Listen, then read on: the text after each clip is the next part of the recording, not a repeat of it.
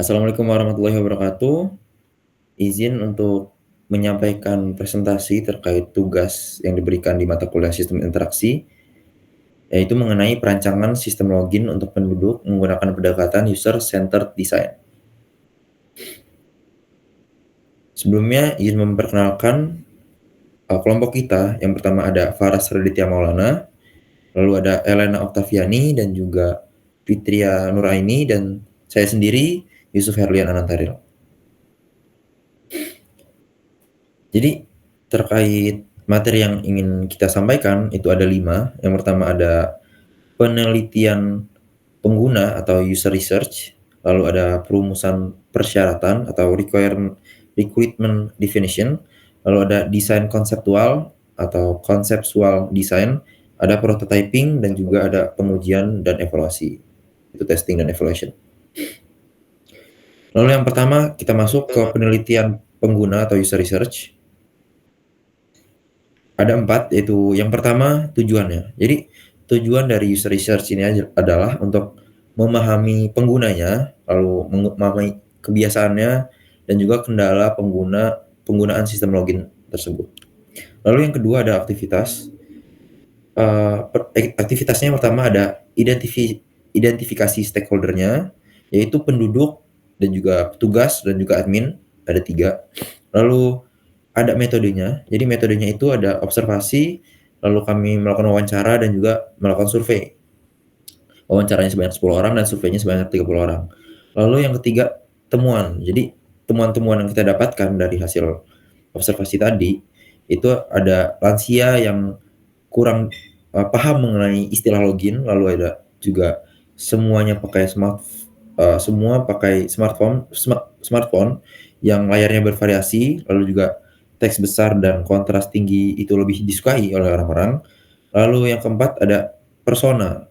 Jadi ada Bapak Yusuf umurnya 58 tahun, butuh panduan jelas, dan juga ada Faras umur 20 tahun yang ingin proses lebih cepat gitu. Jadi ada 2 perbedaan.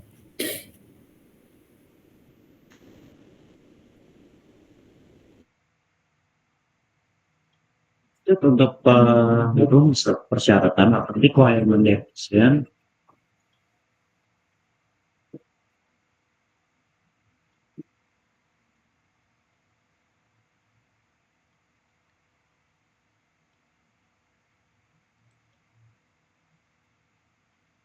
Dari perumusan persyaratan itu ada 3, yang dimana yang pertama ada tujuan, kebutuhan fungsional, serta kebutuhan mesin.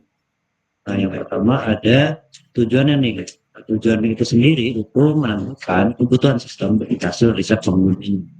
Nah, untuk kebutuhan fungsional itu ada beberapa poin khusus. Pertama ada form login seperti nick atau password, terus ada tombol login dan fitur lupa password, dan yang terakhir itu ada validasi input dan pesan kesalahan. Nah, yang ketiga itu ada kebutuhan non fungsional. Nah, kebutuhan ini itu tampilan sederhana, teks besar, responsif, serta login kurang dari versi. Terus dengan keamanan dengan yang terenkripsi. Selain itu ada juga desain konseptual atau konseptual design. Nah, konseptual design ini ada 4 ini. Ada tujuan, alur utama, dan interaksi. Nah, untuk tujuan itu sendiri itu membuat rancangan awal alur login. Jadi, untuk tujuan itu sendiri itu membuat rancangannya awal loginnya. Terus ada juga alur tapnya. Sini ada alur drive di mana alur itu ada login, terus kita diarahkan ke dashboard, validasi, terus hasilnya ini berhasil bisa berhasil atau enggak. Terus ada juga alur lain itu ada Figma. Sebenarnya ini softwarenya yaitu juga Figma, website atau password. Terus ada juga interaksinya. Nah, interaksi ini bisa input benar. Kalau inputnya benar itu login, maka loginnya sukses. Nah, kalau inputnya salah, maka muncul pesan error. Baik, selanjutnya kita ke tahap keempat yaitu prototyping. Nah, di prototyping ini kita ada 4 aspek. Yang pertama itu ada tujuan, yang kedua aktivitas, ketiga hasil dari prototypingnya, dan yang keempat ada manfaat. Untuk tujuan dari prototyping ini tuh untuk membangun representasi nyata dari sistem login penduduk yang sebelumnya itu hanya bentuk desain konseptual aja. Jadi di sini kita membangun prototipe sistem login yang interaktif. Kemudian yang kedua itu ada aktivitas. Yang pertama di sini kita melakukan pembuatan high fidelity prototype. Jadi kita menggunakan Figma untuk merancang tampilan antarmuka yang interaktif. Kemudian yang kedua itu ada penambahan interaktivitas. Untuk penambahan interaktivitas ini kita menambahkan simulasi alur login mulai dari memasukkan data hingga validasi berhasil atau gagalnya data tersebut. Kemudian yang ketiga ada iterasi internal. Untuk iterasi internal ini kita prototipenya itu diuji secara internal oleh tim perancang untuk mengecek kesesuaian dengan rekrutmennya. Kemudian di sini yang ketiga, di sini ada hasil. Jadi di sini kita menghasilkan dari halaman login, kemudian di sini ada halaman error jika di login itu terdapat kesalahan menginputkan password atau kata sandi, kemudian ada halaman dashboard, validasi dan hasil loginnya. Kepada Elena diharapkan untuk membuka Figma.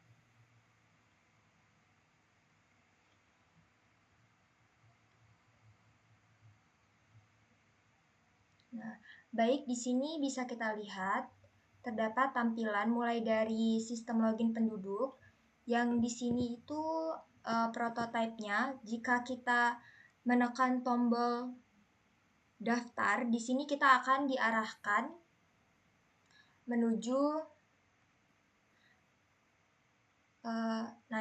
menuju panduan dari foto KTP-nya. Kemudian di sini kita diberikan tiga panduan untuk mengambil foto KTP-nya. Kemudian di sini kita ada button ambil foto. Kemudian di sebelahnya ada tampilan loadingnya. Geser lagi, Ellen.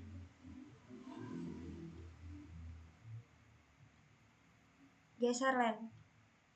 Nah, ini tampilan login. Kemudian jika foto berhasil dipindai, itu kita bisa mengecek data. Apakah data diri kita yang tertera di layar itu sesuai atau tidak dengan KTP kita saat ini. Jika sudah sesuai, maka kita bisa mengajukan verifikasi data. Nah, di sini kita mengajukan verifikasi data. Nah, untuk outputnya itu ada dua, ada verifikasi berhasil dan verifikasi gagal. Jika verifikasi berhasil, maka kita akan bisa langsung ke halaman utama. Tapi jika verifikasi gagal, maka kita akan dikembalikan untuk ke halaman scan foto KTP. Mungkin sekian untuk bagian prototipe Figma, bisa dikembalikan ke PPT-nya lagi.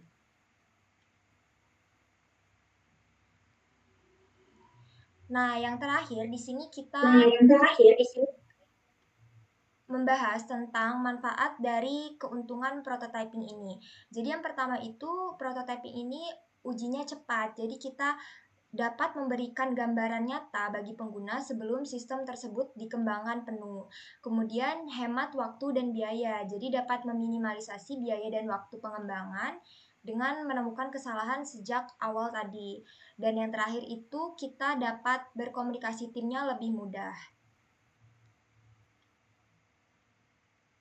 Untuk yang selanjutnya itu ada pengujian dan evaluasi atau testing and evaluation. Yang pertama itu ada tujuan. Pengujian dan evaluasi itu memiliki tujuan yaitu menilai kemudahan, kejelasan, dan keamanan sistem dari sistem yang telah kita buat. Lalu ada metode. Metode itu yang kita pakai adalah survei online atau menggunakan Google Form. Lalu untuk hasilnya itu 70% mudah digunakan. Yang kedua ada UI-nya jelas tapi perlu kontras lebih tinggi. Yang ketiga aman namun perlu fitur OTP atau 2FA supaya lebih aman. Yang keempat ada skor rata-rata 4,1/5. Untuk rekomendasi, tambahkan pop-up ingat saya dan show password. Lalu yang kedua ada untuk perbesar font dan tambah mode gelap. Yang ketiga ada tambah captcha dan panduan bantuan.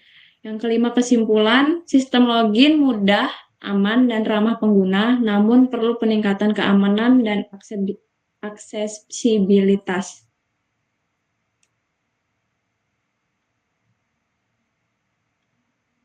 Selanjutnya saya kembalikan ke Lian.